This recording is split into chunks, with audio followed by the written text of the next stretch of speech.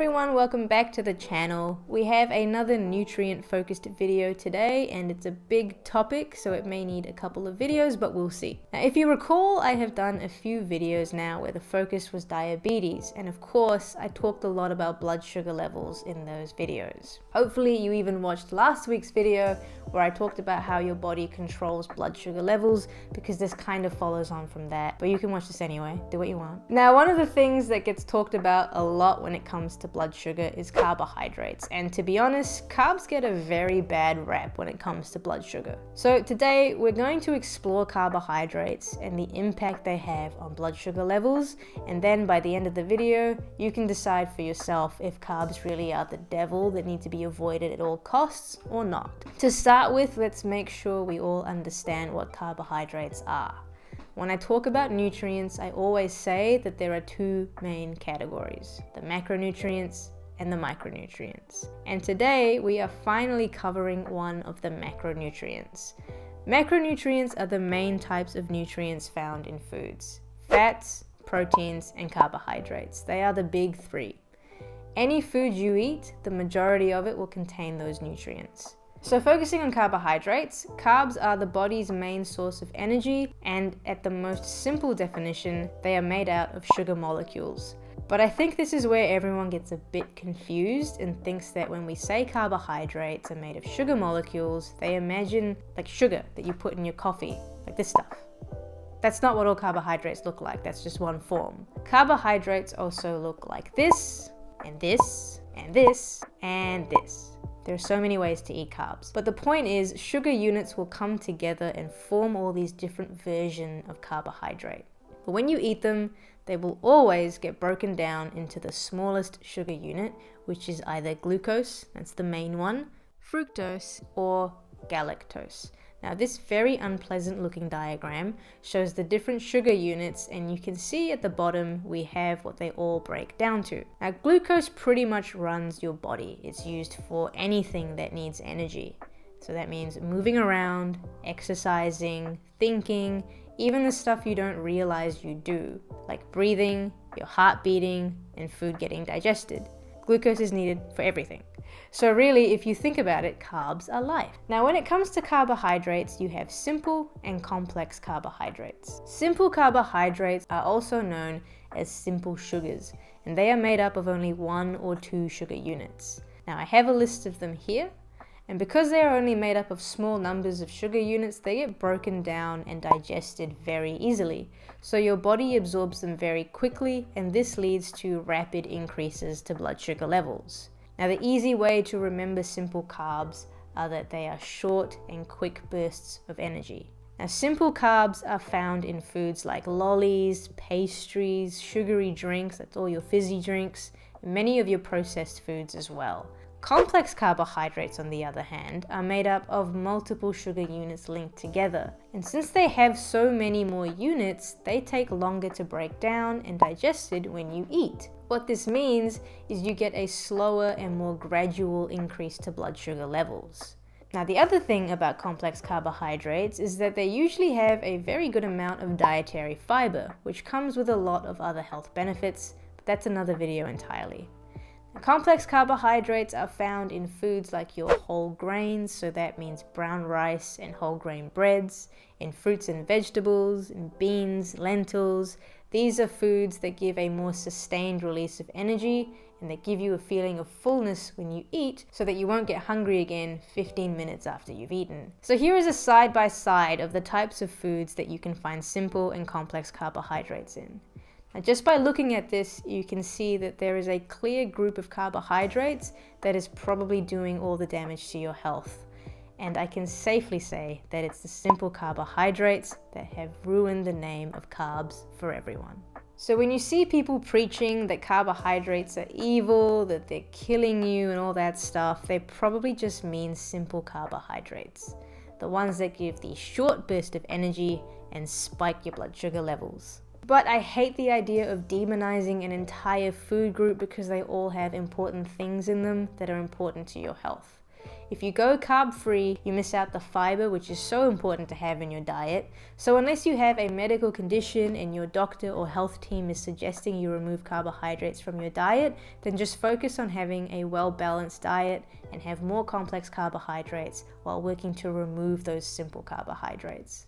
Now, the biggest concern with carbohydrate is usually how they can spike blood glucose levels, which we now know is because of those simple carbs. But why is that a bad thing? If you have blood sugar spikes too often, then it becomes harmful to your health. When the spike happens, you tend to feel that sudden burst of energy, but it's very likely that you will get a crash, and when this happens, you feel fatigued, irritable, you can have difficulty concentrating, and I'm sure you've all experienced this. You actually start to crave more of the foods that put you in that situation in the first place, and then it becomes a bit of a vicious cycle. Now that's more of the immediate effect, but the main issue is that blood sugar spikes can lead to insulin resistance. Now remember when I talked about type 2 diabetes, I explained that when you have type 2 diabetes, your cells do not respond to insulin as well as they need to, and this leads to blood sugar going up. Well, that process can start because of these blood sugar spikes. Constant spiking overworks your body's insulin response. Your cells get tired of this, they get weaker and they respond to insulin less and less, and then over time you can get type 2 diabetes. So these blood sugar spikes can increase the risk of you developing type 2 diabetes. If you already have diabetes, then these spikes are a problem too.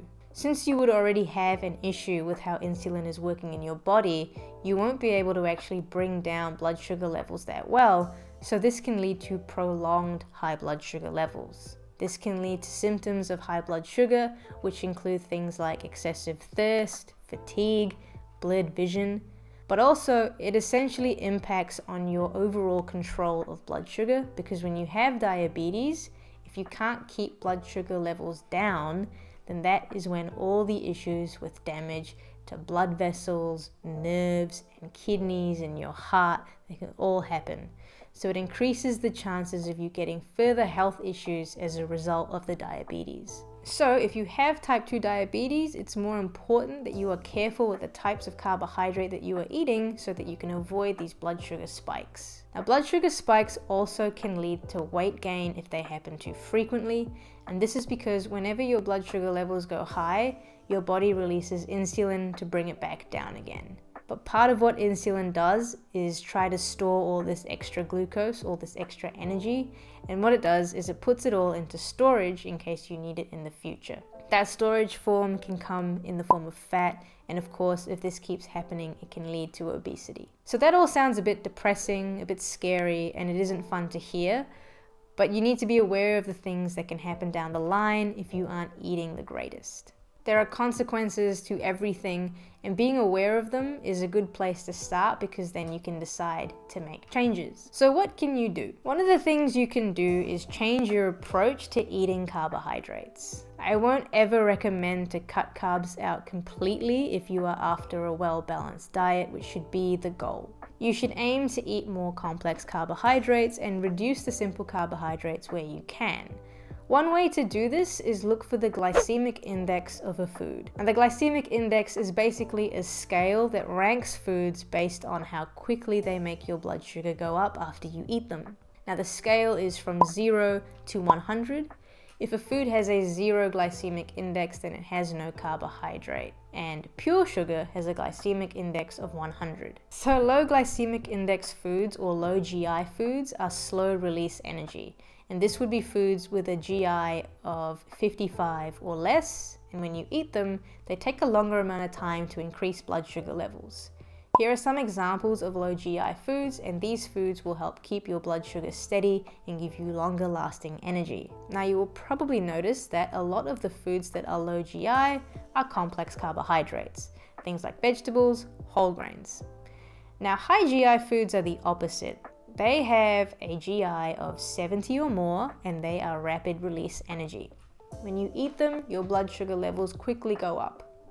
And that sounds familiar, doesn't it? Because these are the simple carbohydrates, and here are some high GI food examples: sugary snacks and drinks, and white bread. Now, there are also moderate GI foods which have a glycemic index of about 55 to 70.